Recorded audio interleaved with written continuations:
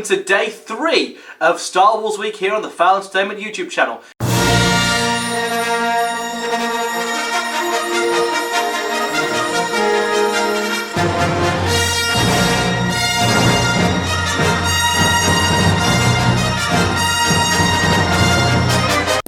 Today we're going to be covering the top 10 battles across the Star Wars universe. Now, let's preface this video by saying this includes land battles, space battles, and lightsaber battles. So let's kick this list off with number 10. As is tradition. Thank you for that. And we're going to start off with number 10, ObiWan Kenobi versus General Grievous from episode 3.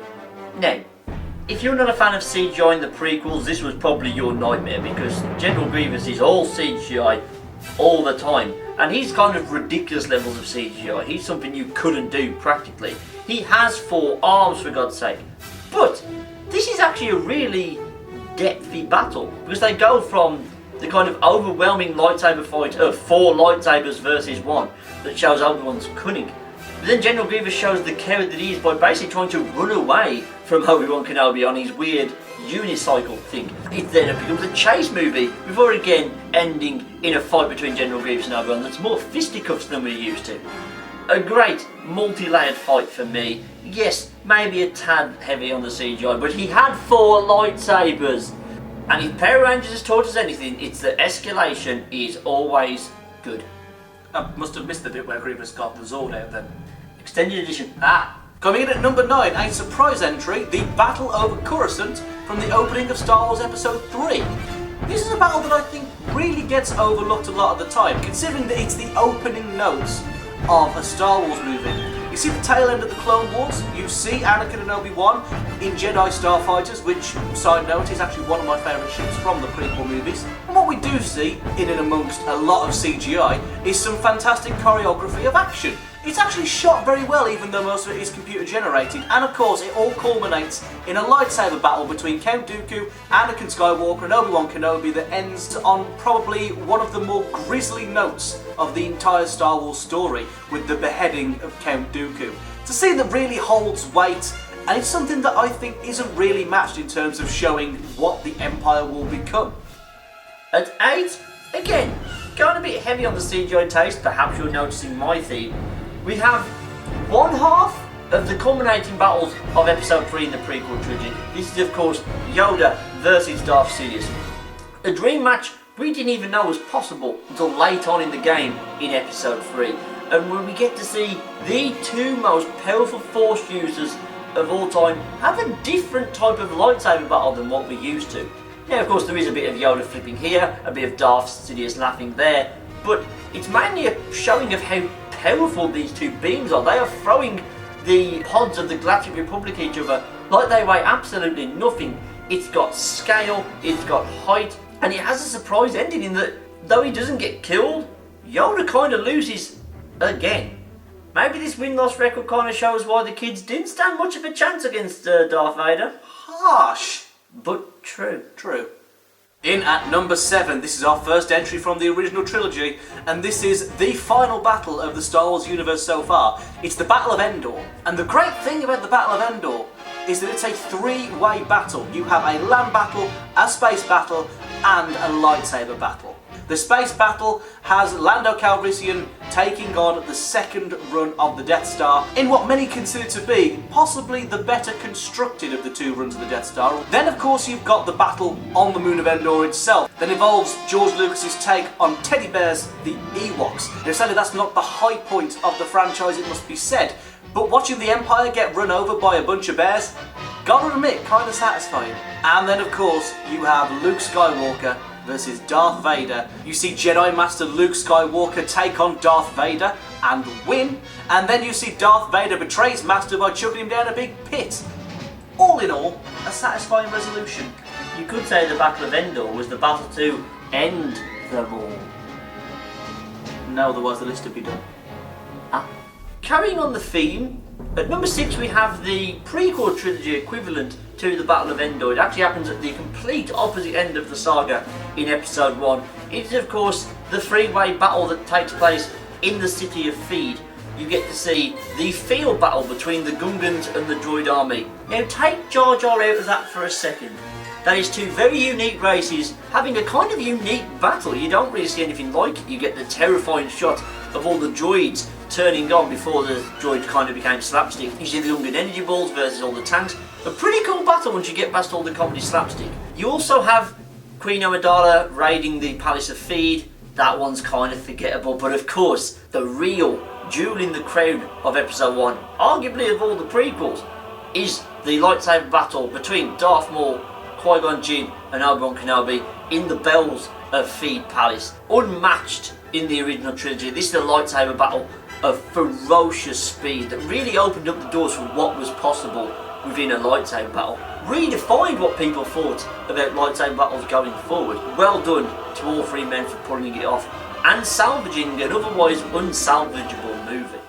Halfway up the list to number 5, we stay with the prequel trilogy, this time moving over to Episode 2 and the Battle of Geonosis. Now, the Battle of Geonosis is very unique in the fact that it not only kicks off the Clone Wars, the scene in the Colosseum where you see every member of the Jedi Council finally take up arms and fight the droids is possibly one of the most satisfying battles that we will ever see. We get to see side characters from other stuff that we care about. We get to see Adigalia, we get to see Ki-Adi-Mundi, we get to see Kit Fisto, we get to see Plo Koon. These guys finally go into battle on screen, and for those of us who did grow up with the prequel trilogy, this was one of the defining moments that taught us, hey, maybe these movies aren't so bad after all.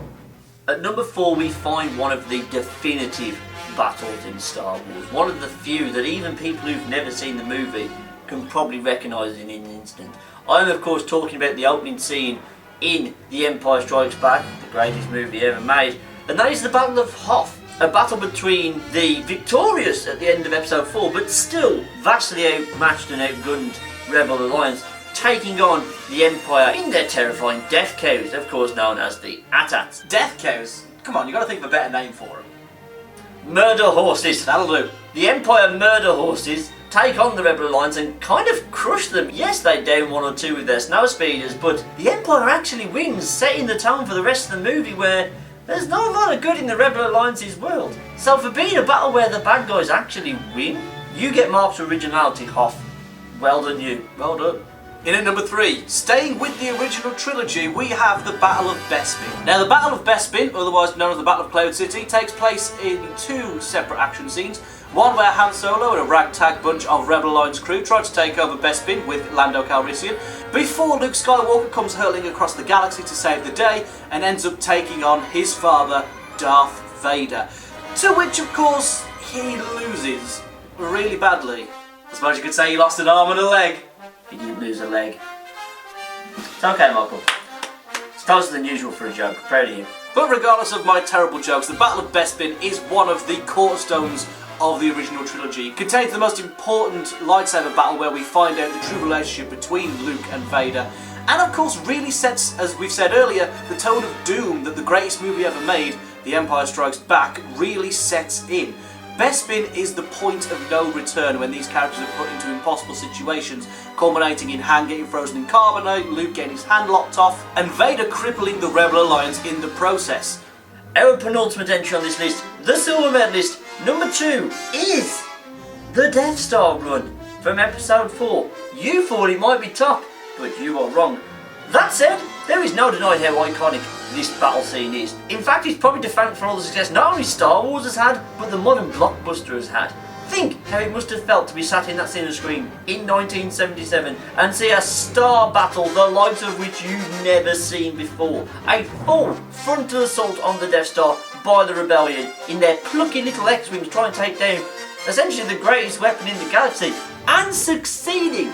It is everything great about Star Wars. You've got the twist of Han Solo flying in at the end to save the day. You've got the dread of Darth Vader picking off X-Wings like it's his job. And of course, you get the wonderful mysticism of Obi-Wan in the headset, through the Force telling Luke to turn off his targeting computer.